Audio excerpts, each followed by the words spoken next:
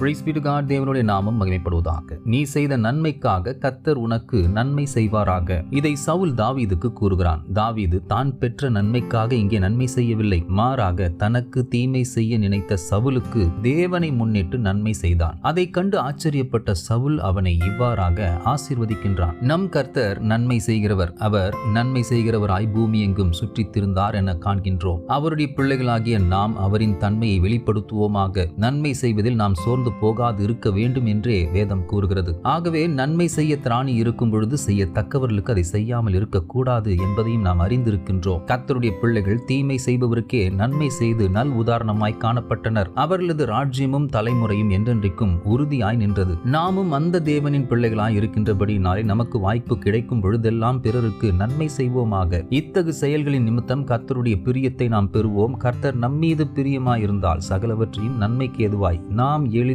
சுதந்தரிப்போம். பிறருக்கு நாம் நன்மை செய்வது நமது விருப்பத்தை சார்ந்தது மட்டுமல்ல, சிலருக்கு நாம் நன்மை செய்ய வேண்டும் என்பதே தேவனின் தீர்மானமும் சித்தமுமாய் நமக்கு நியமிக்கப்பட்டு இருக்கின்றது. ஆகவே செய்யத்தக்கவர்களுக்கு நன்மைகளை செய்வோம், சந்ததிகளுக்கு ஆசீர்வாதமாவோம். God bless you abundantly.